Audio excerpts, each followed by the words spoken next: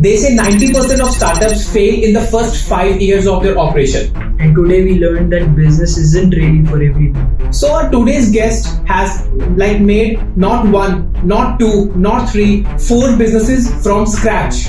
And today we turned Gaurav Bikram from a stranger to a friend and knew about what business is, how he saw the ups and downs of all the businesses. He has a different experiences in fashion business, in renewable energy business, in food and beverage industry business, in services business, in community creation business. So his ups and downs in the business, and I feel that every entrepreneur needs to hear his side of stories, that how he made everything from scratch. So just keep watching and make sure you wait for the rapid fire round.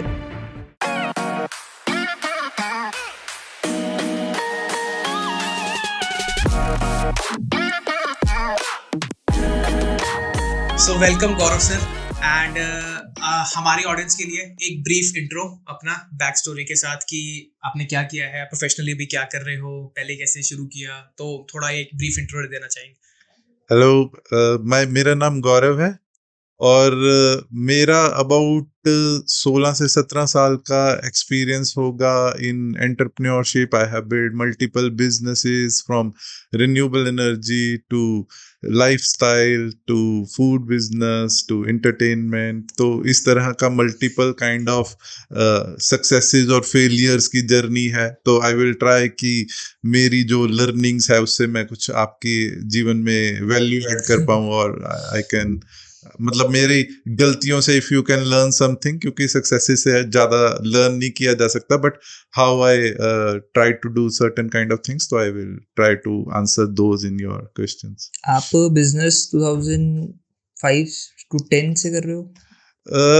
मैंने जो मेरी engineering हुई थी 2005 में I think. तो उसके बाद मैंने मास्टर्स की थी फ्रॉम स्वानसी यूनिवर्सिटी.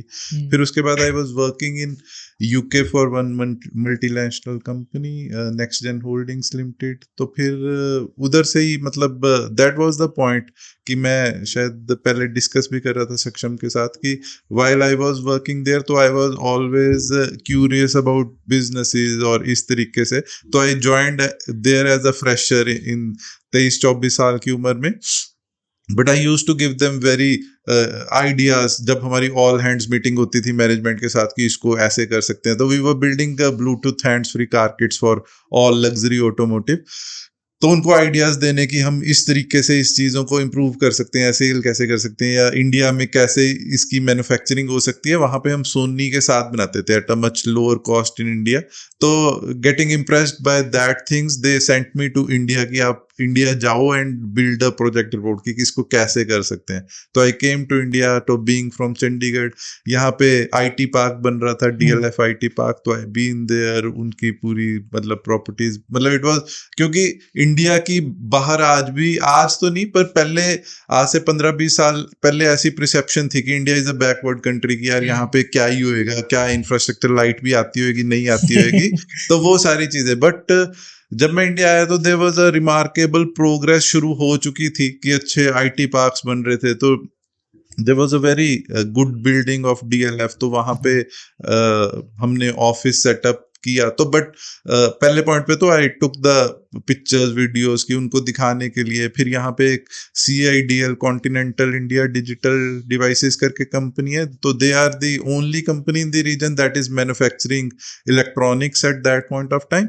तो उनके साथ डिस्कस किया कि हमारे प्रोडक्ट को आप इंडिया में कैसे बना सकते हो. तो ये प्रेजेंट मैंने उनको जाके वापस यूके में किया कि इस तरीके से we can do a transition from UK to India, जिसमें हमारी कॉस्ट सेविंग भी होगी एंड वी कैन एक्सपेंड.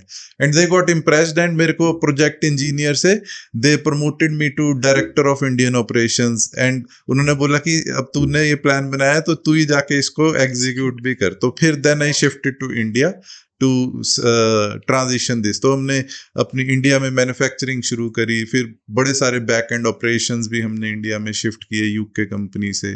तो इस तरीके that was my very early stage break as a entrepreneur कह सकते हैं, बट नॉट कंप्लीटली इंडिपेंडेंट था. तो मैं उन्हीं के साथ एसोसिएटेड है, उन्हीं का एम्प्लॉय, बट हाँ independently I was the director of Indian operations. तो बट ऐसा अपग्रेड आने में, जैसे आप इंजीनियर से डायरेक्टर ऑफ इंडिया बने, तो आपको ऐसा नहीं लगा कि यार how would I handle this, या फिर इतना सारा प्रेशर आएगा इसके साथ, तो वो कैसे मैनेज हुआ? प्रेशर तो बहुत सारा था, बिकॉज इंडिया मैं भी बिना किसी एक्सपीरियंस के था कि एक सिर्फ वो था, पैशन था और चीजें करने की थी, और इतनी बड़ी रिस्पॉन्सिबिलिटी थी, तो हर छोटी गलती को भी बताना, वो खुद को भी फील होता था कि मेरे से गलत कैसे हो गया। या इंडिया में बड़ी सारी मतलब उस तरीके की अनस्ट्रक्चर्ड चीजें थी कि पैसे भी देने पड़ते हैं, लेने पड़ते हैं सब अप्रूवल्स के लिए उस पॉइंट ऑफ टाइम पे। तो वो चीजें उधर मतलब दे डोंट अंडरस्टैंड कि अच्छा क्यों देने, अगर ये चीज होनी है तो वो होनी ही है। तो उस चीजों को दोनों साइड पे मैनेज करना, फिर हमारा कस्टम से सामान आता था तो कस्टम में अटक जानी चीजें, बिकॉज हमारी सेम कंपनी थी, तो आर्म्स लेंथ रूल लग जाता था कि अच्छा आपकी सिस्टर कंसर्न है कि आपने अंडर वैल्यू प्रोडक्ट को। तो वो मेरे लिए बड़ी चैलेंजिंग भी थी, बट हाँ कि उस अपॉर्चुनिटी ने मेरे को एक डिफरेंट पर्सन की तरह भी बनाया कि मतलब मैं इवेंचुअली कि आप जब अंदर मतलब हीरा तभी बनता है कि मैं अपने आप को ज्यादा प्रेज कर रहा हूँ, बट कि जितना प्रेशर हो आपके ऊपर तो you grow that into a better person या ह्यूमन बीइंग। तो उस चीजों से मैंने बड़ा सीखा। तो फिर दिल्ली जाना, उनके साथ नेगोशिएट करना कि नहीं सर ये चीजें हैं, तो सर्टेन काइंड ऑफ वो चीजें मैंने की और उस चीजों को एग्जीक्यूट किया। एक बार ना हमारी प्रीवियस गेस्ट के साथ बात हो रही थी, तो उन्होंने कहा था कि आपको जब आप मतलब अपनी करियर में स्टार्ट ही हो रहे होते तो आपको हैंड रेस कर देना चाहिए कि तभी आप सीखोगे। तो वो क्या चीज थी कि आपने कहा कि यार मतलब मैं प्रोवाइड करता हूँ, मतलब वो क्यों था ऐसे अंदर से कि यार मैं हेल्प करता हूँ कंपनी की, हम ये कर सकते हैं, मैं ऐसा भी कर सकते हैं, वो आइडियाज क्यों आना? मेरे हिसाब से वो कंपनी की हेल्प नहीं थी, it is more about helping yourself की हेल्प। ये मैं ऐसा नहीं कहूंगा कि मैं कंपनी को कुछ फेवर करना चाहता था, कि मैं तो यही था कि मैं अपनी चीजों को बता सकूं और ये चीजें मेरे अकॉर्डिंगली इस तरीके से बेटर हो सकती हैं। तो it was all about me rather than मैं कहूँ कि या कोई भी कहे कि जब भी चीजें होती है तो सेल्फिश कह सकते हैं कि हाँ कि वो तो मेरी ही सोच थी ना, उनका तो काम चल ही रहा था, बट अल्टीमेटली अगर मेरी इच्छाओं की वजह से उनका कुछ फायदा हुआ तो that is a by product of आप कह लो कि एफर्ट, बट अल्टीमेटली तो वो मेरी ही इच्छा थी। मैं ऐसा नहीं कहूंगा कि वो मैं आपकी मदद करता हूँ, तो they were not looking for any help all together. चीजें सेल्फिश होके करनी चाहिए या फिर मतलब दूसरी पार्टी के बारे में सोच के भी करनी चाहिए? देखो जो चैरिटी है ना, मेरा हिसाब है कि चैरिटी बड़ी देर तक चलती नहीं, कि आपको अगर आप किसी की मदद भी करना चाहो ना तो आपको मोर ऑफ यही है कि मतलब रादर देन आप किसी को फूड प्रोवाइड करो, मेरे को एग्जैक्ट कोड नहीं पता, आप उसको फिशिंग सिखाओ कि ताकि वो रेगुलरली फीड होता रहे। तो इसका यही है कि आपको सेल्फिश होके कि आप अगर किसी की हेल्प भी करना चाहते हैं, एग्जांपल के लिए आप किसी को एक इनकम देना चाहते हैं, पैसे देना चाहते हैं, तो आप कुछ ऐसा इकोसिस्टम बनाओ जहां पे उसको कंसिस्टेंटली एक इनकम जनरेशन का सोर्स बन सके। तो that is a more long lasting thing. अगर आप कोई एनजीओ या कोई ऐसी भी चीज चला रहे हो तो आपको सस्टेनेबिलिटी तो देखनी ही पड़ेगी, अल्टीमेटली तो वो कोलैप्स ही हो जाना है अगर आप उसमें सस्टेनेबल नहीं बनाओगे उसको, जो एक रेकरिंग इनकम की तरह, तो वो अल्टीमेटली तो it will collapse one day. But आपकी एज क्या थी उस टाइम पे? मेरी शायद 24-25 साल होगी। मतलब 24-25 पे आप डायरेक्टर ऑफ इंडिया बन गए थे। तो जहाँ से मैं समझ पा रहा हूँ, मुझे ये लगता है कि जब आप उस कंपनी में थे तो आपका एंथुसियास्टिक होने के पीछे रीजन ये था कि आप ज्यादा लर्न करना चाहते थे, कि आपको था कि मैं यहाँ पे सजेशन दे दूं, मेरे को लगता है यहाँ पे सीखने को मिलेगा, ऐसा कुछ आपके थे अंदर? ये शायद ना थोड़ा सा जो मैं इसको देखता हूँ कि मेरे ख्याल से ये कुछ लोगों में थोड़ा ज्यादा ही इसको कीड़े की तरह कह सकते हैं। वो कीड़ा होता है कि यार वो दे फील कि अच्छा यार हम ऐसे कर सकते हैं, they are little bit extra passionate as compare to the other, कि और भी बड़े सारे लोग थे, they were doing their normal job. But मैं आज के दिन में भी मतलब कोई भी बिजनेस आता है, चाहे वो हेल्प के लिए या अपॉर्चुनिटी है, तो आई सी इट एज अ कि इसको कैसे बेटर कर सकते हैं या कैसे आउट ऑफ बॉक्स चीज हो सकती है जिससे हम इसको चला सकते हैं। तो दैट इज अ थिंग कि मजा आता है उसमें, मजा फन मजा है वो। आता है।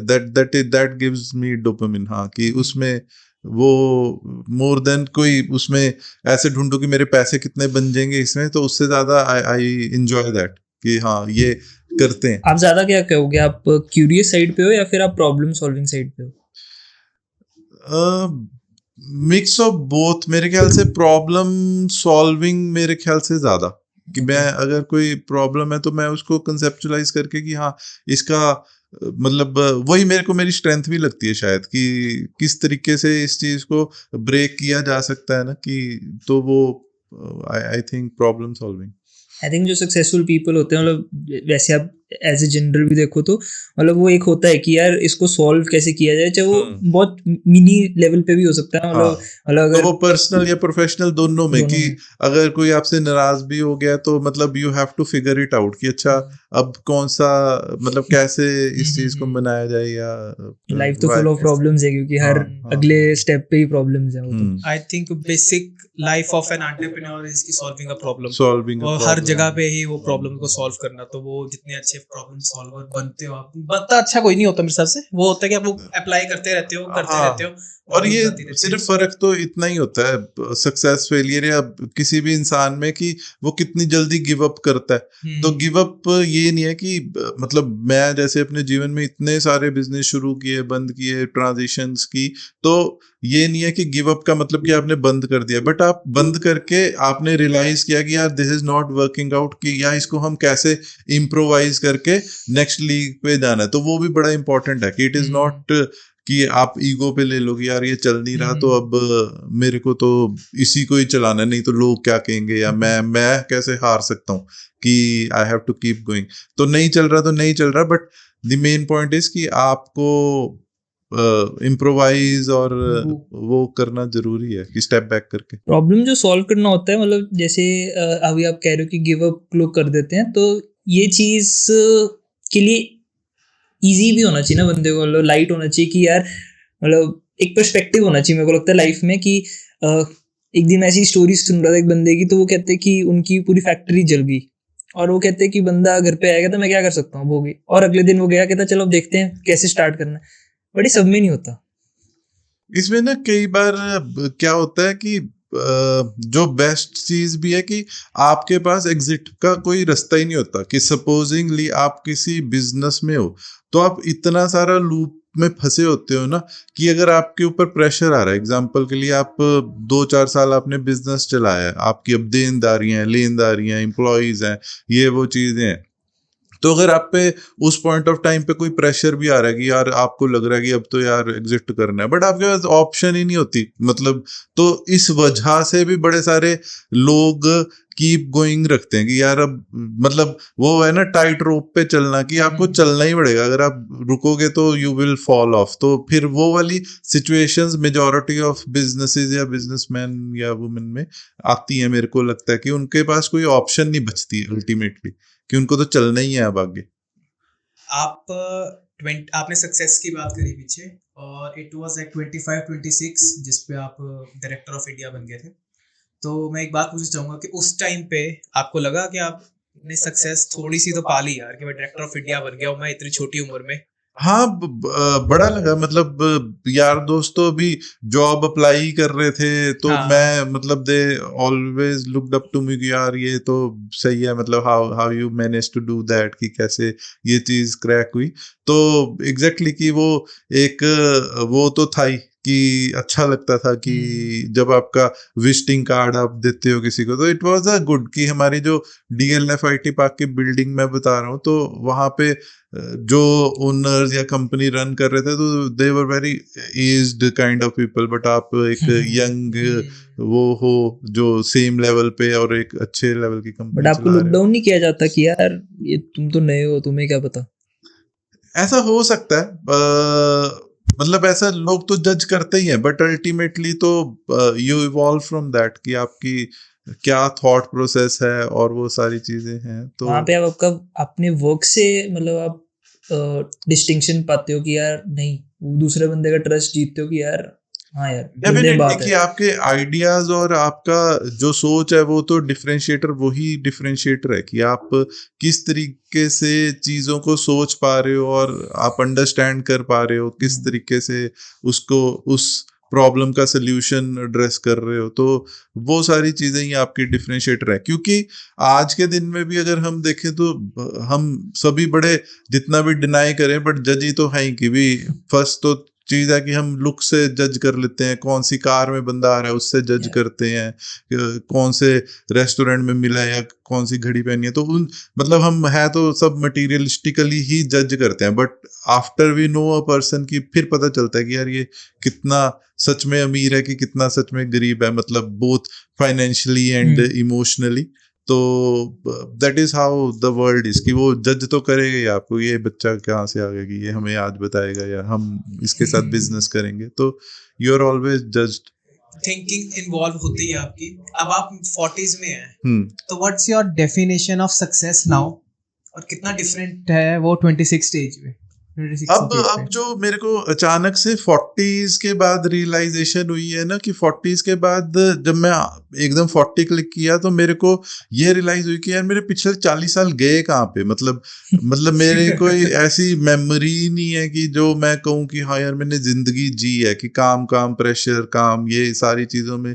तो 40s के बाद आई रियलाइज कि अच्छा काम के साथ इंजॉयमेंट बड़ी ज्यादा जरूरी है। इनफैक्ट सबसे ज्यादा आपकी इंजॉयमेंट और आपकी खुशी बड़ी इंपॉर्टेंट। तो अब मैं अपनी मतलब इस चीजों पे बड़ा ज्यादा फोकस्ड हूँ कि I prefer enjoyment over work now, कि मैं ऐसा लगता है मेरे को। और सर्टनली शायद चीजें तो पहले भी लोग धरती से जाते ही थे, पर अब सोशल मीडिया और उसकी वजह से पता इतना ज्यादा चलता है कि वो इतना फिट बंदा था वो 40 में चला गया कोई अपना, तो यू डोंट नो कि आपका कितना समय बचा हुआ है। कि तो अगर आपके पास ठीक ठाक यू आर डूइंग, तो इट इज वेरी इंपॉर्टेंट कि you focus on your happiness also. तो ये मेरे को 40 के बाद शायद रियलाइजेशन हुई है, तो मैं अभी I am very focused on that thing कि ये चीज मिस लगती है, या फिर एक होता है कि यार नहीं करी चलो मैं कर लेता हूँ, एक होता है आई रिग्रेट कि यार वो 20 में जब मैं वहां पे था तो यार वो उस दिन मैं ना जाके मैं घूमने जा सकता था, तो ऐसा रिग्रेट भी आता है? रिग्रेट कोई भी नहीं है, रिग्रेट ऐसा कोई भी नहीं है। मतलब अल्टीमेटली तो ये भी मेरा बड़ा स्ट्रांग बिलीव है कि आप मेजरली तो चीजें डेस्टिनी ड्रिवन ही चलती हैं, कि आपकी कैसे डेस्टिनी में चीजें लिखी हैं, तो आपने कब क्या करना है। तो आज के दिन में आई फील ब्लेस्ड कि अच्छा चलो सब चीजें इन प्लेस हैं and I am enjoying my life this point of time. मैं अभी थोड़ी देर पहले ना परमीश वर्मा का एक पॉडकास्ट उसमें सुना था, तो उसने एक बात बोली, कहता कुछ लोग इतने गरीब होते हैं, इतने अकेले होते हैं कि सिर्फ उनके पास पैसा होता है और ऐसा कुछ नहीं होता है होता। एग्जैक्टली। और वो बात मैंने सुनी और मैंने रियलाइज किया कि ऑफ कोर्स हम लोग like we are also materialistic और हमें चाहिए, ठीक है कि होना चाहिए, बट उसकी बात बहुत वो डीप लगी मुझे कि यार अब ये अब पैसा कमाने की जर्नी पे आप भाग रहे हो, आपके आसपास वाले चीजें जो एक्सपीरियंसेस है कुछ, जैसे वैभव ने बताया कि कुछ चीज कि यार थोड़ी देर थम के एक बार प्रोसेस तो एंजॉय करें, कुछ देखे तो सी। तो मुझे लगता है आपको आपका भी वो रियलाइजेशन शायद 40s में आया कि आप पहले भी ऐसे ही थे? नहीं, मेरे को 40s में ही आया। पहले तो मेरे जीवन में कुछ और था ही नहीं, कि मेरे लिए यही था मैं जितना ज्यादा काम कर लूं, मैं हर वक्त सोचता रहूं, हर वक्त कंप्यूटर खोल के बैठा रहूं। तो मतलब क्यों बट पता नहीं, मतलब I was that kind of passionate कि अच्छा कुछ बिल्ड करना है, कुछ बड़ा करके दिखाएंगे, कुछ रिमार्केबल, कुछ लेगेसी छोड़ के जाएंगे। तो अब ऐसा नहीं लगता, अब लगता है कि यार आज का दिन है ना, आज का दिन जी लें, अच्छे लोगों से मिल लें, कुछ एंजॉयमेंट हो जाए, मतलब that is how I am living every day today. पर हाँ, पहले ऐसा लगता था कि कुछ बड़ी कंपनी बनानी है, बड़े सारे लोग, ये वो, बट अब नहीं लगता ऐसा। मतलब ये 180 डिग्री चेंज आया पूरा इस चीज पे, क्योंकि हाँ। जो ऐसे लोग होते हैं वो हमेशा ऐसे ही रहते हैं, मतलब उनके इतना ज्यादा चेंज नहीं आ पाता, in the form of regret आ जाता है आगे, हाँ। बट वो चेंज नहीं अपने आप का आ पाता। तो इसमें शायद मेरे ख्याल से इसमें शायद स्पिरिचुअलिटी का भी बड़ा वो रहेगा, कि जो वही मैं बता रहा था कि बीच में ऐसा पीरियड आया कि जब मैं बड़ा डिस्कनेक्ट हो गया स्पिरिचुअलिटी से, आप रिलीजन से कह लो, तो फिर मैं 40s में ही I again started to go to temple. शायद आप ना जीवन में मतलब अब जैसे भगवान या आपकी जो सक्सेस की जर्नी या हैप्पीनेस की जर्नी शुरू होती है, वो भगवान ना आपका नाक रगड़वा देता है। जब तक आपको अपने ऊपर घमंड है ना कि अच्छा मैं ये कर सकता हूँ, मैं सब चीजें कंट्रोल कर रहा हूँ, this is in my hand, तब भगवान कहता है कि अच्छा तू कर ले। जब बंदे के हाथ खड़े हो जाते हैं तो I reached at that kind of a stage जहाँ पे मैं कहा भगवान मेरे बस की नहीं है, अब मेरे से ना हो पा रहा। तो तब से चीजें इम्प्रूव होना शुरू हुई एंड और आपका स्टेट ऑफ माइंड भी कि जो चीजें मैं बोल रहा हूँ, तो तब मैंने ये चीजें ज्यादा रियलाइज करनी शुरू करी कि यार हाँ हैप्पीनेस कितनी इंपॉर्टेंट है, कि आप अंदर से खुश हो, हंस रहे हो, आपके चेहरे पे स्ट्रेस नहीं दिख रहा, कि आप मतलब उस तरीके से if you are doing certain kind of things, तो वो मेरे ख्याल से इज अ ब्लेसिंग। और इसके अंदर थोड़ा सा जाते हैं, जैसे अब आप बता रहे हो कि you worked so hard in your like 20s and 30s, तो how was building a business back then? और आपको ऐसा क्या लगता है कि आप अपने काउंटर पार्ट से ऐसा क्या डिफरेंट था कि you build what you have build? पहले जो बिजनेस तो सेम ही है कि पहले भी अपॉर्चुनिटीज थी, आज के दिन में भी नई नई अपॉर्चुनिटीज आ रही हैं, बट वही है कि आप इजी हुआ है तब से अब? Easy in terms of scale करना शायद इजी हुआ है। पहले restricted to certain kind of एक रीजन ही रहता था कि अब आप मोर ग्लोबल जा सकते हो, कि आपको टेक्नोलॉजी और जो पूरा overall infrastructure in terms of logistic कह लो या कॉरेस्पॉन्डेंस कह लो, तो वो सारी चीज़ें बड़ी ज़्यादा इवॉल्व हुई हैं अभी, तो वो चीज़ें आसान हुई हैं। बट अपॉर्चुनिटीज़ तो मेरे को लगता है कि पहले भी उतनी ही थी, आज भी उतनी ही है, बट वही है कि यू हैव टू सी कि क्या चीज़ें आप कर सकती है, कहाँ पे गैप्स हैं, and you can not always जज at when you are starting, कि आपको एक कदम लोगे तभी फिर अगला कदम दिखेगा, कि आप पहली बार में ही ये नहीं देख सकते कि मेरा परफेक्ट शॉट, अब तो मेरा परफेक्ट शॉट है। You have to keep walking, तभी आपको आगे का रास्ता भी क्लियर होता जाएगा, एंड यू हैव टू मतलब improvise and do certain kind of back and forth. जी, अगर किसी को आज मतलब बिजनेस करना हो तो क्या आपकी एडवाइस रहेगी कि that's how you take the first step, और फिर मतलब उस वजह से अगर आप उसको हेल्प करना चाहो? देखो दो तरीके हैं कि जनरली जो most of the businesses start करते हैं, जैसे यंग एंटरप्रेन्योर हैं या जो भी, तो उनके पास लैक ऑफ कैपिटल रहती है, कि कैपिटल की कमी रहती है, कि फाइनेंसिस की, और फियर भी रहता है कि यार अच्छा ये हो जाएगा कि तो फिर कैसे सर्वाइवल होगी। तो उस चीज के लिए तो यही है कि आज के दिन में तो गवर्नमेंट की स्कीम्स बड़ी ज्यादा हैं, कि गवर्नमेंट इज फंडिंग अलॉट, की आपकी स्टेट गवर्नमेंट की ग्रांट्स भी हैं, फिर अपनी स्टार्टअप इंडिया की गवर्नमेंट की ग्रांट्स है जो आप अप्लाई कर सकते हो, वही है। बट आपको एक ये होता है कि मोस्ट ऑफ द टाइम या जनरली लोग क्या करते हैं कि यार उसने इतना बड़ा बिजनेस बना लिया, देख वो सिर्फ ठुमके ही तो मारता है या कंटेंट ही तो बनाता है ना, तो बट कंसिस्टेंसी और उसका passion, you can not passion copy anyone's passion, कि आपको अपना पैशन और अपनी कहाँ पे आपको फायर इन अ बेली आ रही है, तो वो चीज़ें आपको आइडेंटिफाई करना ज़रूरी है। कि जनरली लोग ये चीज़ें देख लेते हैं कि दूसरा सक्सेसफुल हो गया, यार मैं मेरे को भी करना चाहिए, मैं भी ये कर लेता हूँ, इसका ये जो कर रहा है, तो it is so simple a thing, but ऐसा होता नहीं इन जनरल। तो आप मतलब ये कहना चाह रहे हो कि हर कोई भी बिजनेस ही शुरू कर सकता है? ये भी मैं कह रहा हूँ कि हाँ, कि हर बंदा बिजनेस के लिए तो नहीं बना होता, क्योंकि बिजनेस ये गलत ही स्टेटमेंट होगी कि अगर मैं कहूँगा कि हर बंदा बिजनेस कर सकता है, क्योंकि it is a too much of a mental game rather than आपका फिजिकल एफर्ट, कि आपको हाँ मेंटली बड़ा स्ट्रांग होना पड़ता है टू सस्टेन थिंग्स और खड़े रहने के लिए। हाँ, क्योंकि जनरली लोग वहां पे फेल हो जाते हैं, कि जहाँ पे फेल तो सारे ही मतलब कह सकते हो कि अल्टीमेट सक्सेस की तो कोई डेफिनेशन है ही नहीं, कि शायद मुकेश अंबानी जी भी अपने आप को अल्टीमेट सक्सेस नहीं मान रहे होंगे। तो वही है कि आपको ये भी आइडेंटिफाई करना जरूरी है कि क्या आप इसके लिए रिस्क के लिए, बट हाँ मेरे ख्याल से जब भी राइट समय आए, छोटा या बड़ा, रिस्क सबको ले लेना चाहिए, बिकॉज वो आपको as a professionally, as a better person बनने में बड़ा हेल्प करता है। कि हर इंसान को एक ना एक बारी मतलब रिस्क तो लेना ही चाहिए जीवन में। दैट इज माई एडवाइस कि वो उसको ग्रो तो करेगा ही 110%। तो पैसा कमा के ना दे, बट वो उसको eventually it will grow a person, जो उसको बड़े लॉन्ग रन में बड़ा ही फायदा करेगा। तो हर बंदे को बिजनेस शुरू करना ही चाहिए, बेशक इस करके ही करेगी यार, इसमें फेल ही होके देखते हैं। चलो 2025 में आप कह रहे हैं जैसे हर बंदे को बिजनेस शुरू करना चाहिए, 2025 में आप क्या सजेस्ट करोगे? आपका जैसा बैकग्राउंड है, आप मैन्युफैक्चरिंग में भी रह चुके हो और उसमें आपका मेजर बैकग्राउंड मैन्युफैक्चरिंग का ही है, तो आज के टाइम पे मैन्युफैक्चरिंग बिजनेस ज्यादा वायबल होगा कि सर्विस साइड बिजनेस ज्यादा वायबल होगा बंदे को अगर शुरू करना है किसी ने? देखो, manufacturing is always a riskier business मेरे ख्याल से सर्विस के कंपैरेटिवली, क्योंकि मैन्युफैक्चरिंग में आपकी वो जो कैपिटल कॉस्ट है वो ज्यादा है, कि आपको मशीनरी चाहिए, आपको जगह चाहिए, फिर आपको लोग चाहिए उस चीजों को करने के लिए, फिर लॉजिस्टिक्स चाहिए, क्योंकि आप मैन्युफैक्चर कर रहे हो तो कुछ शिप भी करोगे, वो सारी चीजें।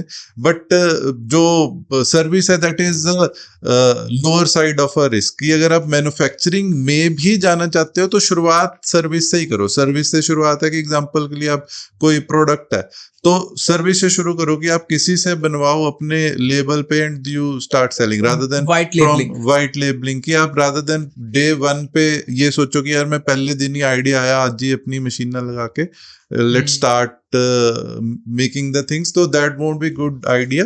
कि start with a small sample size जहाँ पे रिस्क कम हो, आप देखो मार्केट को टेस्ट करो, प्रोडक्ट मूव हो रहा है, एक बारी क्वांटम उतना बन जाए तब आप उस पे चलो। जब मैं अभी अपनी मैन्युफैक्चरिंग शुरू करी तो आइडिया वाज दिस कि यार मेरे को दिख रहा था कि हिंदुस्तान की 80% जनता 40 साल से कम है, तो यहाँ पे कौन सा ऐसा प्रोडक्ट हो सकता है जो सबको मैं ज्यादा मार्केट को एड्रेस कर पाऊँ। तो देयर वाज, मैंने लिस्ट बनाई कि मैं, जैसे मेरी रिन्यूएबल एनर्जी की कंपनी चल रही थी कि ट्रांसफार्मर, वायर्स का ब्रांड करता हूँ, स्विचेस का, होम ऑटोमेशन का, ऐसी चीजें बनाई थी। उसमें लाइफस्टाइल भी एक था। Then I shortlisted lifestyle. कि लाइफस्टाइल ऐसा बिजनेस था जो मैं मतलब मैक्सिमम लोगों को कैटर कर सकता था, अदरवाइज मेरा अगर मार्केट साइज की बात करें तो वो छोटा होता। तो that's how I shortlisted this.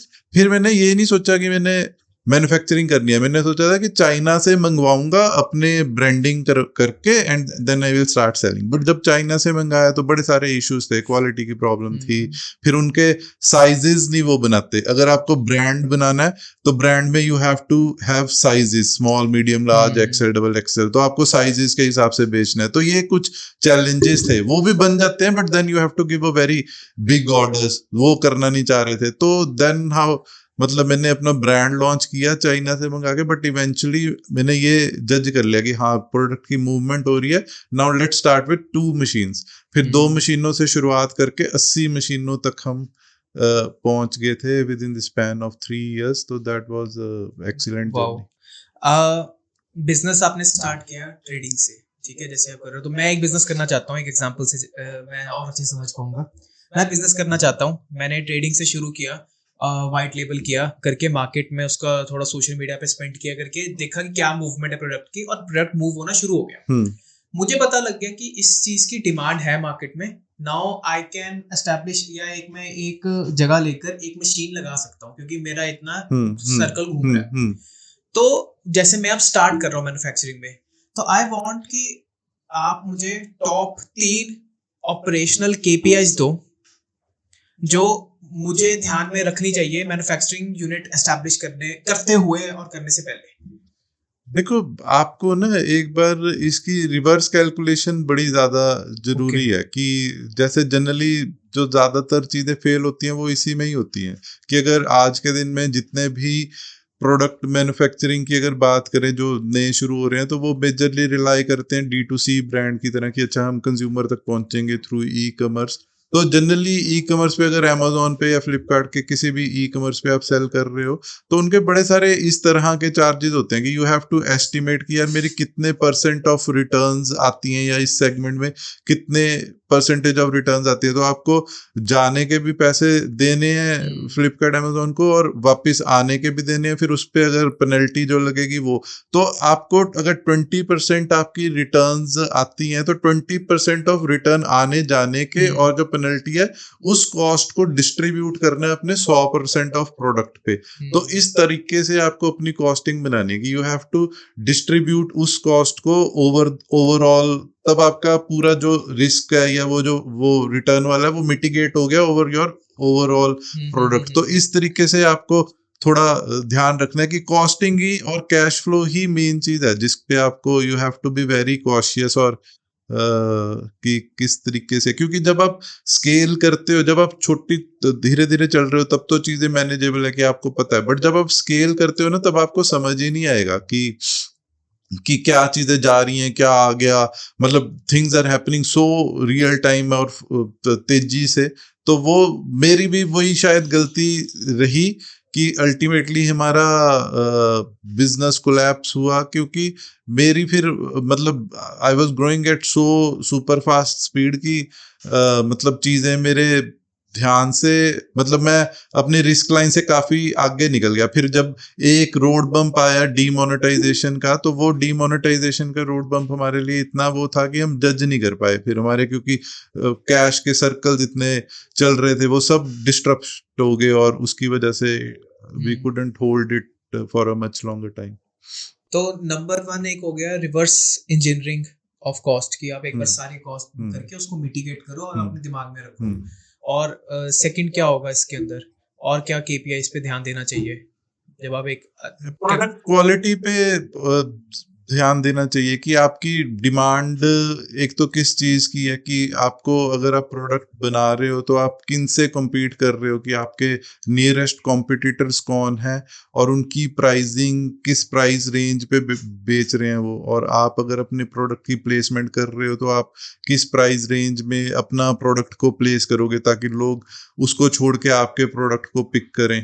तो ये एक इम्पॉर्टेंट फैक्टर है। और दूसरा आपकी ब्रांडिंग बड़ी स्ट्रांग होनी चाहिए कि आप मतलब when you are competing with someone तो आप चाहे उसको make it till fake it जैसे होता है कि आप उस तरीके से जैसे भी करके you have to present yourself कि अच्छा you are equally good in terms of quality and brand. Okay. ये चीज अब इस सब के मतलब टाइम में जैसे आप बता रहे थे कि यू ऑल्सो फेस, जैसे डीमोनेटाइजेशन हो गया, उसके बाद कोविड जैसे हिट हुआ, तो इन चीज़ों में जो लाइक एक स्ट्रेस मिलता है, एक प्रेशर मिलता है, आपको कुछ समझ नहीं आ रहा होता है एक टाइम पे कि यार क्या करूं, तो उससे अपने आप को मतलब अगर कोई बिजनेस ओनर या कोई एंटरप्रेन्योर उसको देख रहा है and he is going through this कि यार कुछ समझ नहीं आ रहा है यार क्या, तो क्या कैसे आप अपने आप को उससे निकालते हो और कैसे आप उस सिचुएशन को देखते हो? एक्चुअली इसका मेरे पे बड़ा वो तो आंसर नहीं है कि वो तो डिफिकल्ट पीरियड होता ही है कि इट इज नॉट इजी, कि मेरे लिए तो सोना और दिमाग को शांत करना भी बड़ा मुश्किल रहता था। फिर मैं रोज शाम को एक बियर लेता था, बियर पी के आई काम माई माइंड कि अच्छा नींद अच्छे से आ जाए।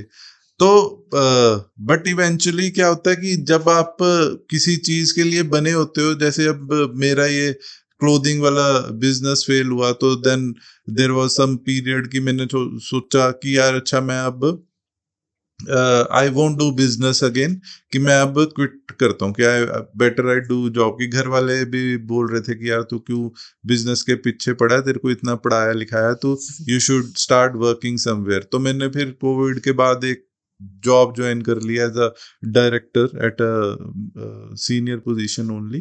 पर 2-4 महीने बाद ही मेरे को ये फिर से रियलाइजेशन हुई कि यार मैं मतलब छोटी सी तो जिंदगी है कि मैं अगर फेलियर हो गया तो क्या हो गया, but this is not what I am built for, कि अच्छा मैं नौकरी के लिए बना ही नहीं हूँ, कि लेट्स ट्राई अगेन, कि मैं दोबारा शुरुआत करता हूँ। कुछ नहीं होता कि फेल हो गए तो हो गए, दोबारा से शुरू करते हैं।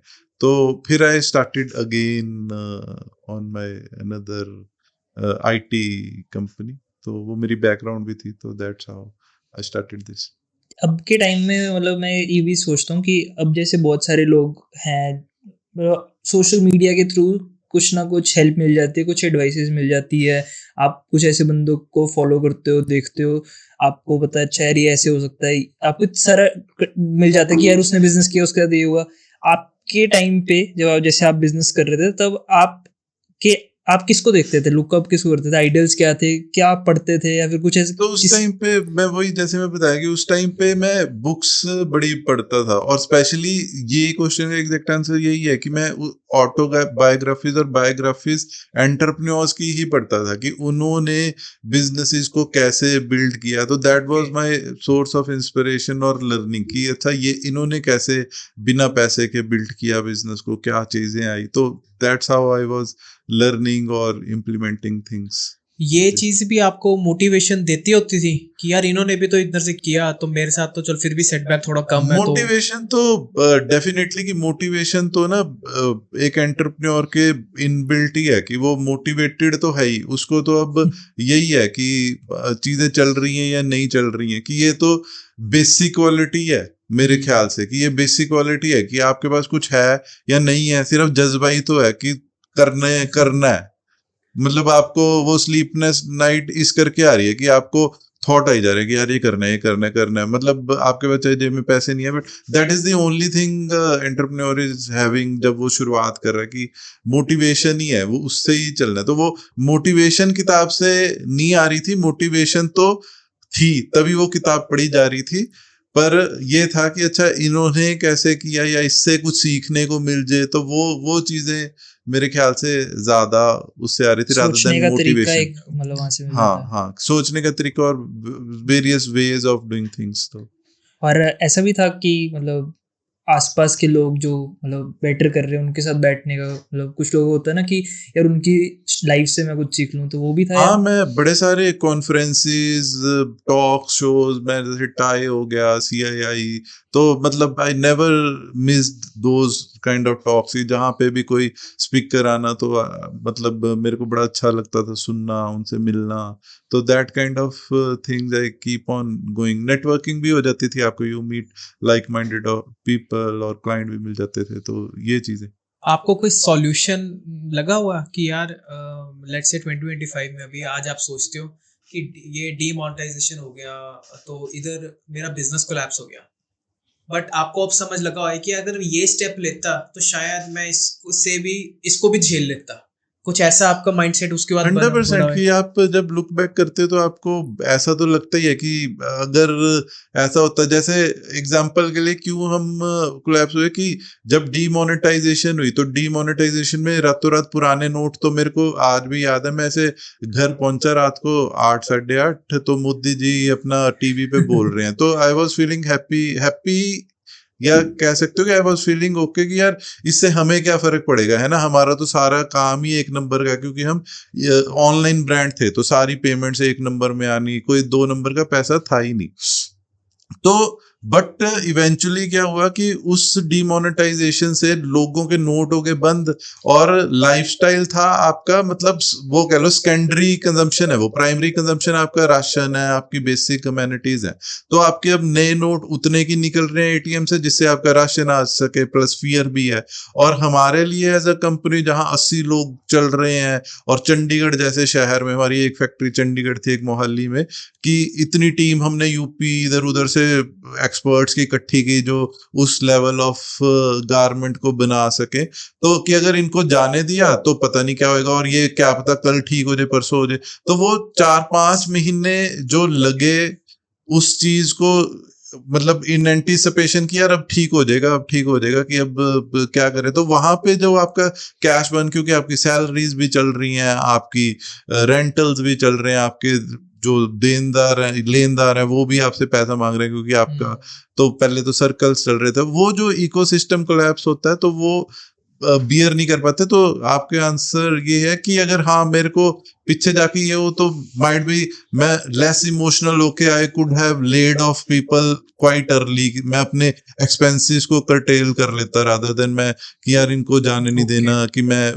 ले ऑफ जल्दी करता, और तब मैं शायद सरवाइव कर जाता। तो वहां पे जो हमारा कैश बर्न हो गया, वो फिर कैश बर्न हमारा फिर दोबारा से हम पटरी पे आ ही नहीं पाए, तो वो ऑलवेज अ प्रेशर सिचुएशन ही बनी रही हमारे लिए। और फिर वो अल्टीमेटली वो बंदी करनी पड़ी हमें, पहले एक फैक्ट्री को डाउन साइज किया, दूसरी फैक्ट्री में ही शिफ्ट किया, बट वो अल्टीमेटली आपकी लाइफ जैसे मैं सुन रहा हूँ तो वो पूरी ऐसे है, फिर ऐसे है, फिर ऐसे है, फिर ऐसे है, जैसे है। तो मैं एक क्वेश्चन मतलब एक पर्सनल एंड पे पूछना चाहूंगा आपसे कि sir when was the last time you cried?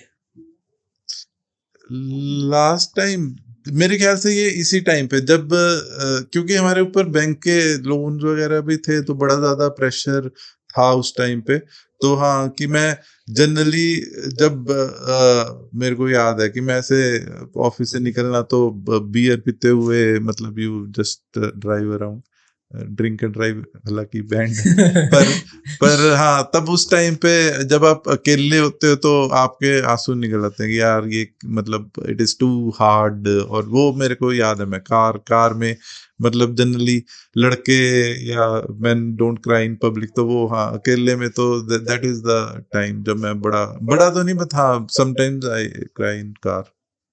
इस चीज को बंदा कोप कर सकता है, या फिर मतलब जैसे कुछ प्रॉब्लम्स मेरे को लगता है लाइफ में ऐसी होती हैं जिसका आप कुछ नहीं कर सकते, मतलब वो चल रही हैं, आप उसको उसके साथ चलना पड़ता है। फॉर एग्जांपल मतलब जस्ट कि किसी की फैमिली में हेल्थ नहीं सही, आपको कुछ नहीं कर सकता है उसमें। तो ऐसी कुछ लाइफ में भी प्रॉब्लम्स होती है कि बिजनेस अभी डाउन टाइम चल रहा है, तो जो चीज़ें ऐसी होती है जिसके साथ कुछ नहीं कर सकते, तो उसको सिर्फ आप तब सप्रेस ही कर सकते हो, क्या फिर उसका कोई सोल्यूशन होता है? उसका सोल्यूशन ना, मैं ये चीज भी एक सीखी है या अभी मैं इम्प्लीमेंट करता हूँ कि हर चीज पे ना बड़ा इंस्टेंटेनियस रिएक्टिव नहीं होना चाहिए, कि आपको चीजों को समय देना बड़ा जरूरी है। कि जैसे आप सम टाइम बड़ा रिएक्टिव हो जाते हो कि ये मेरे साथ हो गया, या इसने मेरे साथ बुरा कर दिया, या वो ऐसे कैसे बोल सकते हो। तो अगर आप उसको चीजों को समय देते हो ना, वो अल्टीमेटली मेरे को लगता है कि 80-90% अगले दिन तक सॉल्व भी हो चुकी होती हैं, कि वो इतनी बड़ी प्रॉब्लम रहती नहीं, कि वो just sleep over it for a night, तो वो मैक्सिमम चीज डिसअपियर हो चुकी होती है। या जैसे मेरे को कई बार नोटिस आ जाना कोई अपना डिपार्टमेंट का, तो बड़ा स्ट्रेसफुल होता था, पर अगले दिन तक वो पहले दिन का मतलब वो बड़ा बड़ा कम हो चुका होता था। And then you find a solution, या आप उस पेन को बियर करने के लिए उतना इवॉल्व हो चुके होते हो, कि भगवान ने हमें ऐसे ही बनाया कि आप उतना ग्रो हो चुके होते हो कि फिर आपको वो दर्द कम ही लगती है। शायद दर्द उतनी ही हो रही है, बट आपकी बॉडी उतनी अडेप्ट हो चुकी है, आपका दिल उतना स्ट्रांग हो चुका है कि आप अब उसको मतलब लेके भी चल सकते हो साथ में। आपके हिसाब से ये चीज मतलब जैसे आप कह रहे हो कि पहले होता था फिर धीरे धीरे यू गेट, मतलब आप उसके यूज्ड टू हो जाते हो, तो ये एक स्किल है या फिर लोगों के डीएनए में भी होता है कि उनको फर्क ही नहीं पड़ता पहले बार में, हाँ ठीक है नोटिस ही तो है? हाँ, तो ये वाली चीजें वही है कि जो चीजें आपके साथ हो चुकी ना, वो चीजें फिर आपको नॉर्मली लगती हैं। कि जैसे पहली बार ये चीज होना और फिर दूसरी बार होना, तो अगर आपने पहली बार इसको सॉल्व कर चुके हो, तो दूसरी बार जब ये चीज होती है तो आपके लिए वो इतनी बड़ी चीज नहीं रहती। कि तो ये उसी तरीके है कि आप अगर मतलब वो जी चुके हो ना उस चीज को, उस फेज को, फिर वो दोबारा होता है तो फिर वो आपके लिए लेस इंटेंसिटी वाला होता है, कि वो that is not that difficult as compare to.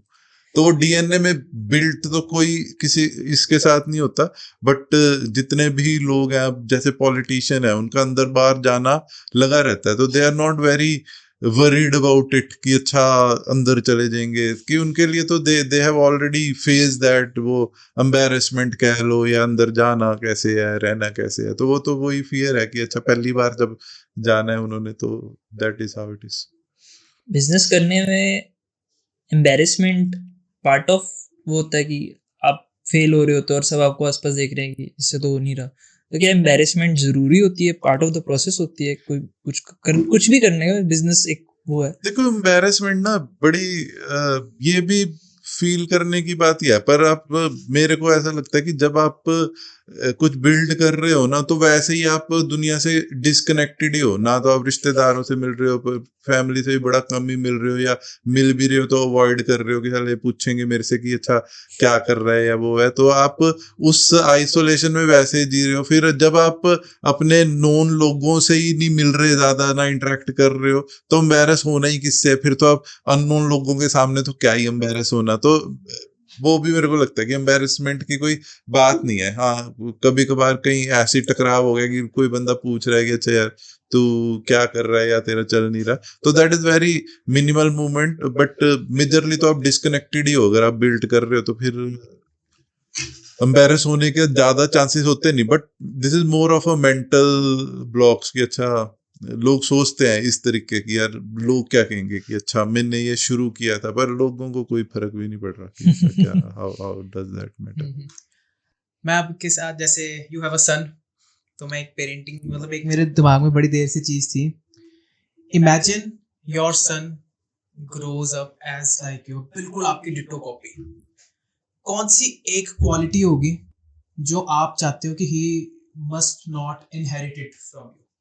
आप में वो क्वालिटी है, पर आप चाहते हो इसमें ये क्वालिटी नहीं होनी चाहिए। लेस इमोशनल आई थिंक, मेरे ख्याल से थोड़ा। How old is he?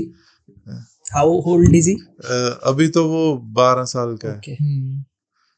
तो हाँ, शायद मैं I take decisions too emotionally जो बिजनेस को फाइनेंशियली हर्ट करते हैं, कि मैं इमोशनल होके ज्यादा सोचता हूँ, तो वो अल्टीमेटली बिजनेस को हर्ट करते हैं। आपको ultimately decision making less emotional होके सोचनी चाहिए। तो इसका जो मेरे को पता है, पर मैं इम्प्लीमेंट नहीं कर पाता, कि अगर आपकी किश्ती चलती रही ना, तब आप फिर दोबारा लोगों को बिठा सकते हो।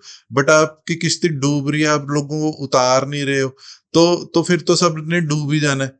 तो फिर अल्टीमेटली ये है, और सबसे ज्यादा नुकसान, लोग तो फिर डूब के उतर ही गए अल्टीमेटली और किसी और किश्ती में बैठ गए, बट वो किश्ती के साथ आप खुद डूब जाते हो। तो वो आपका एक बड़ा इम्पोर्टेंट चीज है, जो मेरे ख्याल से मैक्सिमम लोगों के लिए टफ ही रहता होगा।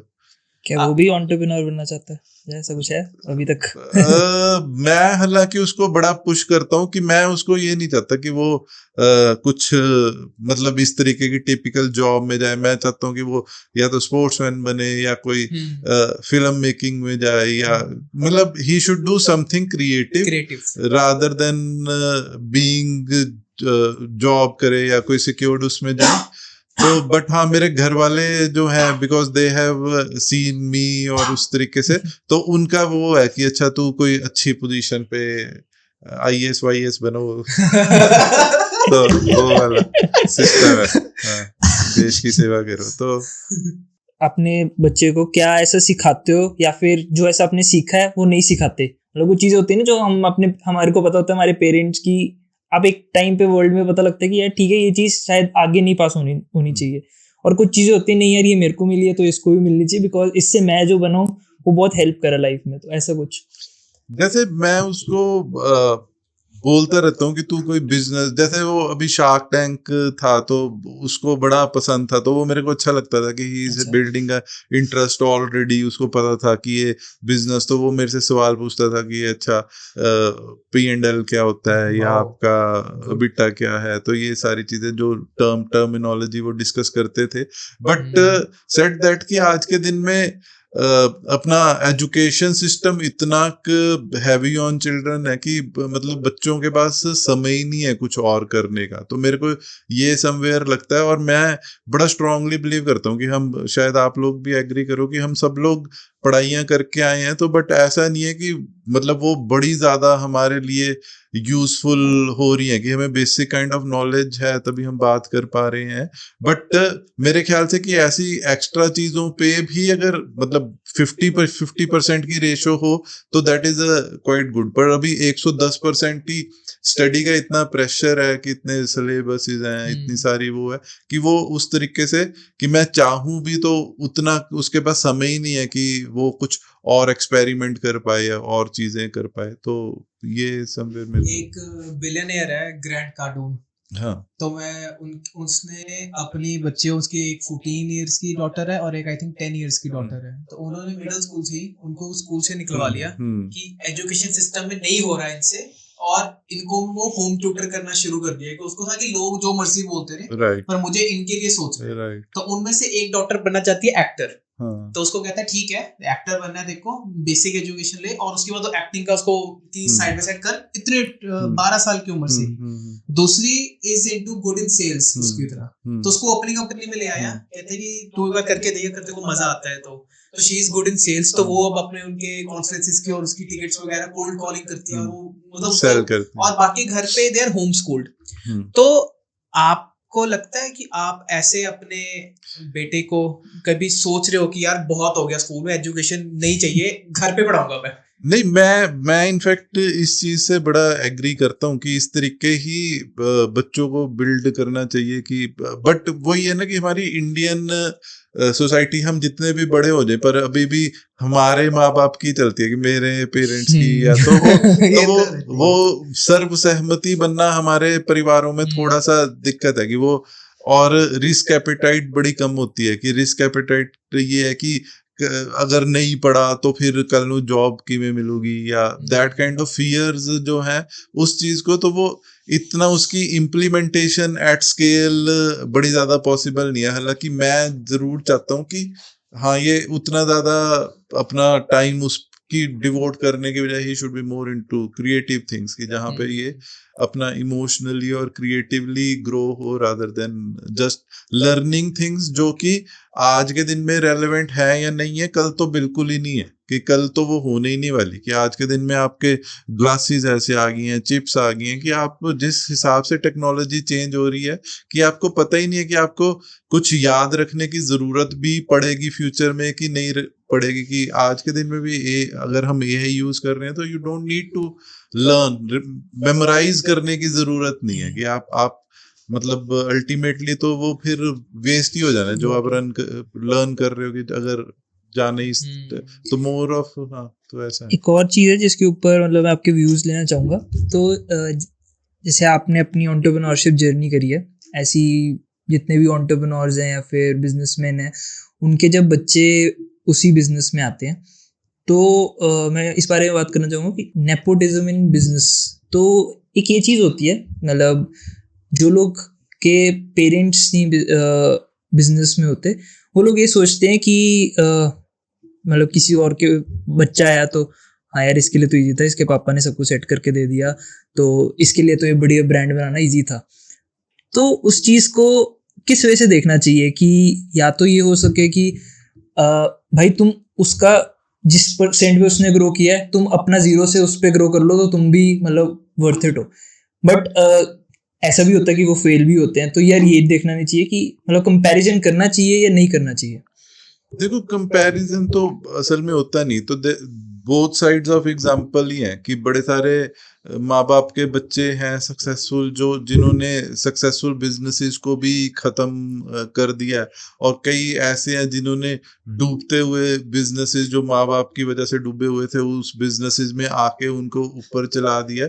और इंसान की फितरत थोड़ी इस तरीके रही है कि वो in general under privilege feel करके और दूसरे को ब्लेम देता है कि यार अच्छा तू तो तब कर लिया कि तेरे पास ज्यादा रिसोर्सेज थे। बट मेरे ख्याल से ये चीजें अप्लाई नहीं करती कि आप जहां से शुरुआत कर रहे हो तो वहां से आप चाहे ऊपर लेके जा रहे हो या नीचे लेके जा रहे हो, कि वो उसी तरीके ही है क्योंकि मतलब फॉर एग्जांपल जैसे अब अभी हम उसकी बात कर रहे थे कि बिग बाजार के फाउंडर की, तो उसके बच्चे ने अभी प्रोटीन अपना ब्रांड लॉन्च किया। तो अब कोई और बंदा जो प्रोटीन ब्रांड लॉन्च कर रहा है, वो कहेगा यार इसके पापा के पास तो पूरा वो था इकोसिस्टम, सप्लाई चेन वगैरह सब वो है, तो इसके लिए तो इजी है। और अगर अभी मैं भी मेहनत कर रहा हूँ यार, मैं हर टाइम कर रहा हूँ, बट इसके लिए तो इजी रहा यार, इसने तो बढ़िया बना लिया। उसमें कोई देखो वो बोल रहा है तो वो बोल सकता है। मेरे ख्याल से तो मेरे को तो नेपोटिज्म में कोई बुराई नहीं लगती कि अगर नेपोटिज्म जो है, जो बात करते हैं वो सिर्फ जेलसी ही है कि जेलसी ही है। अगर हम भी अपना क्वाइट ऑब्वियस है कि अगर हमारे माँ बाप ने कुछ बिल्ड किया, चाहे फाइनेंशियली चाहे प्रॉपर्टी वाइज, तो वो हमने इनहेरिट बड़ी खुशी खुशी कर लिया, बट हमने आगे देखते हैं कि यार इसको क्यों मिल गया, मैं ये कर रहा हूँ। तो हम अब अगर मेरा बेटा है जो मैं बिल्ड करूँगा तो वही मतलब I will be giving to him, या मैं कहूँगा कि अच्छा तू ये आके संभाल। तो वो अगर कोई बंदा उससे जेलस हो रहा है और उसको बोल रहा है कि इसको तो ये वजह से मिल गया, तो वो मतलब ऐसे तो लोग होते ही रहेंगे। मतलब अगर आप किसी भी स्टेज पे होगे तो पीपल विल बी देयर जो आपसे ऐसी बात करते ही रहेंगे कि अच्छा इसको तो ही वॉज प्रिविलेज्ड, इसके तो तुक्का लग गया, इसका तो ही वॉज ब्लेस्ड, इसकी किस्मत अच्छी होगी, इसके सितारे ठीक है, इसने ये अंगूठी डाली है तो चल गई इसकी चीज। तो ऐसे तो लोग बोलने वाले there will be obvious. But अगर इस पे जैसे ऐसा हो कि आप अपने बच्चे को अपने पास ऑन करना है और वो नहीं चाहता आना, और वही आपकी कंपनी में कोई और बंदा है जो कैपेबल है, तो क्या वो उसकी तब वहां पे जेलेसी वर्थ इट है कि नहीं? देखो इसका जैसे जो फैमिली इनहेरिटेंस और बिजनेस को चलाना दो अलग अलग चीजें हैं। कि अगर आपकी कंपनी का कोई सीईओ है तो CEO could not be a owner कि आपके, या आप इस तरीके देख सकते हो कि शेयर होल्डर्स और जो आपके डायरेक्टर्स हैं वो अलग अलग अलग-अलग। चीजें हैं। तो आप मतलब उस चीज को हम मिक्स नहीं कर सकते कि अगर आपका बच्चा एग्जाम्पल के लिए कैपेबल नहीं है और नहीं करना चाह रहा, बट डिपेंड्स अपॉन कि शेयर होल्डिंग, जरूरी नहीं कि आप शेयर होल्डिंग ही उठा के दे दो कि यार ये ज्यादा कैपेबल है। आप ये कह सकते हो कि यार you have to take a decision कि तेरे बस की बात नहीं है, तू मतलब शेयर होल्डर है बट जो ऑपरेशनली रन करेगा वो मोर कैपेबल बंदा रन करेगा। तो that is way of looking कि दोनों चीजें मतलब वो आपको अलग अलग ही देखनी पड़ेगी, ओनरशिप और ऑपरेशंस की। ऑपरेशंस के लिए you don't need to have a holding in a company और might be a little holding. और बट तो जैसे इससे अंबानी की अगर बात करें फॉर एग्जांपल, अगर एक हाइपोथेटिकल सिचुएशन लेके चलते हैं, अगर उनके बच्चे सारे ही नहीं आना चाहते होते तो क्या वो किसी और को दे देते?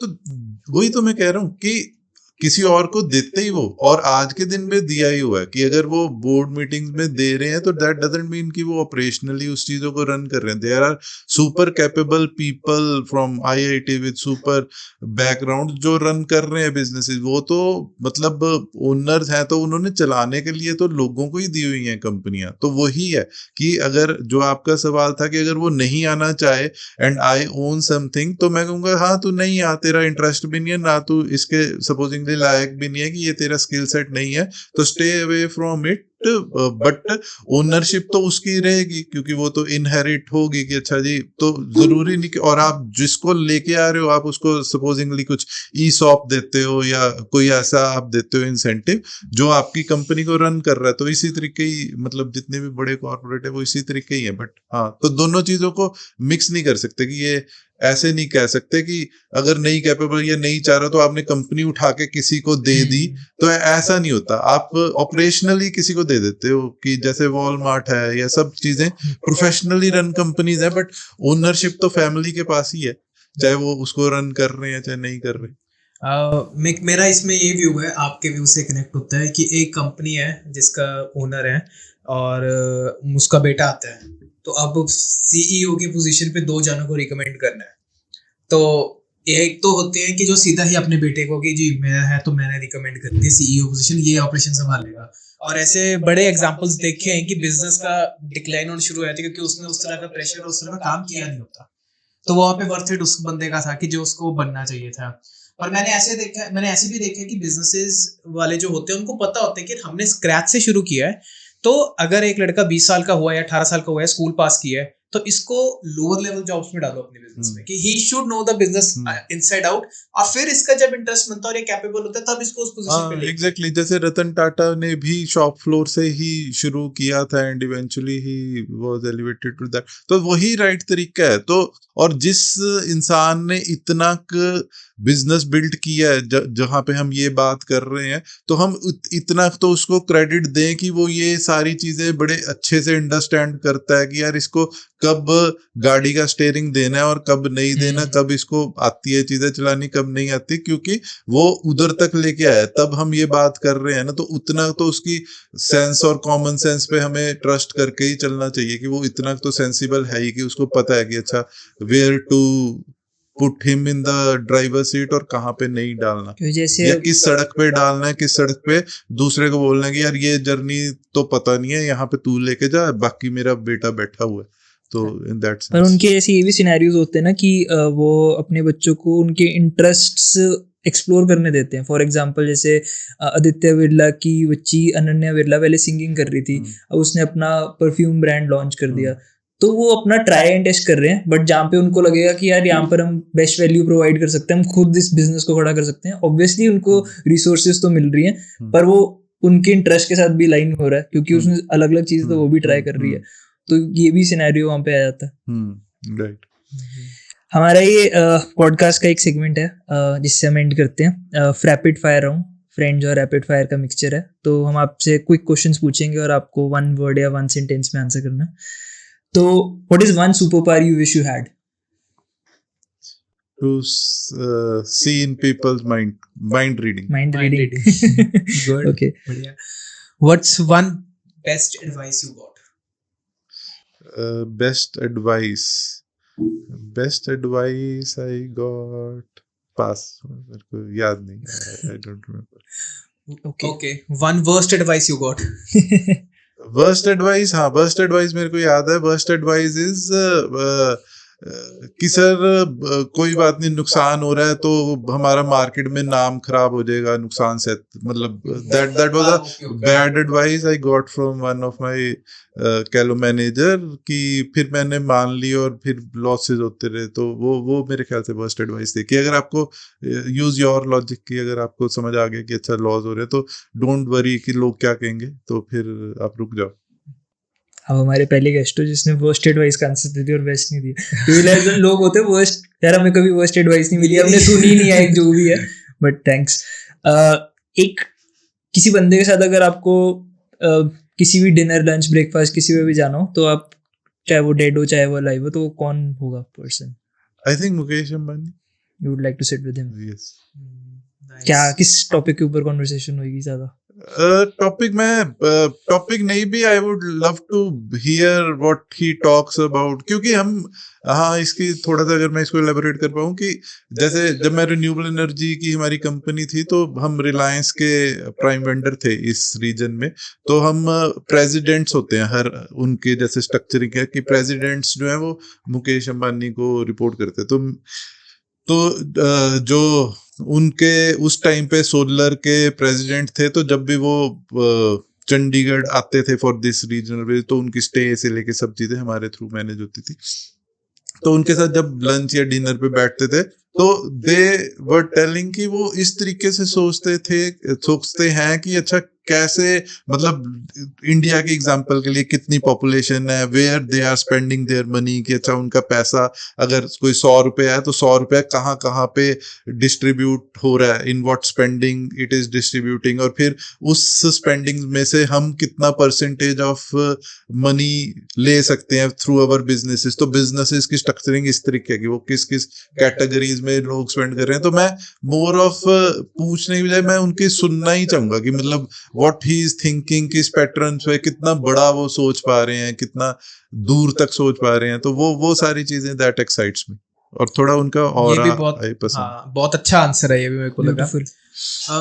What's one skill you wish you had in your 20s? One skill, थोड़ा शाही कम होता, अगर मैं मोर वो एक्सट्रोवर्ट होता, तो मैं आई वाज टू इंट्रोवर्ट कि मेरे को बड़ी शर्म आती थी टू स्पीक टू पीपल। एक थोड़ा सा फन क्वेश्चन है कि ऐसा इस हफ्ते में क्या हुआ जो आपने देखा और मतलब इट मेड यू स्माइल, या फिर कोई काइंड एक्ट देखा, कुछ भी वैसा आपके लास्ट एक हफ्ते में कुछ ऐसा देखा आपने? काइंड एक्ट जो मेरे को that made me smile, I don't remember, नहीं ऐसा तो कुछ नहीं हुआ। अभी हमारी एक गोल्फ लीग की टीम की कर्टन रेजर थी कल, तो दैट वाज अ गुड। तो वहाँ पे काफी इंटरेस्टिंग लोग थे, मतलब आईएएस डीजीपी लेवल के, they play golf and they are part of soaring eagle team, तो वो मेरे फ्रेंड ओन करते हैं। तो that was a good moment इस पिछले हफ्ते की। अदरवाइज तो हर दिन की कुछ ना कुछ मेमोरी है, तो उस तरीके से जी। ओके, मेरे को लगा आप ये कहोगे कि सक्षम से बात करके अच्छा लगा। हाँ, वो पिछले हफ्ते की पूछा ना, वो अगले हफ्ते की है, तो पिछले हफ्ते की रिकॉल कर रहा था मैं। तो sir, last question of the morning, imagine talking to your younger self, what's one sentence of advice would you give? एक एडवाइस अगर देनी है तो आई वुड से कि I should be more fearless, कि मैं शायद ऑल्दो मैंने बड़ी सारी चीजें एट रिस्क करी, पर मैं उतना फियरलेस होके चीजें नहीं करी जितनी मेरे को करनी चाहिए थी, क्योंकि अल्टीमेटली ज्यादा बुरा चीजें होती नहीं है, कि ultimately everything falls in place. तो वो मैं to be less fearless is a kind of advice I would like to give. Thanks a lot for stepping by. और जो आपने मतलब जो पर्सपेक्टिव होते हैं ना, आई थिंक जो जिस बंदे ने जो उसके थ्रू गया होता है, तो उसका जो माइंडसेट होता है, जब उससे बंदा देखता है ना कि यार अच्छा यू हैव टू, मतलब जैसे आपने बताया कि कैलकुलेट कर, अपना कैलकुलेट रिवर्स कैलकुलेशंस करो, ठीक है, आपको देखना है कि अगर आप उसके लिए वर्थ इट भी हो। तो ये चीज़ें जब आप किसी जो बंदे ने देखा हो तो उसके थ्रू सुनते हो ना, तो आई थिंक वो बहुत वैल्यूएबल और बहुत जो बंदा ये देख रहा होता है, क्योंकि सबकी स्टेजेस में होता है यार मेरे को लगता नहीं होएगा, तो आई थिंक उनको काफ़ी हेल्प मिलेगी इस चीज़ से। So thank you for doing this with us. Thank you for inviting me. Thank you so much. So guys, meet you in the next episode. This is Vaibhav Joshi. This is Saksham Narad. Meet you in the next episode. Bye bye.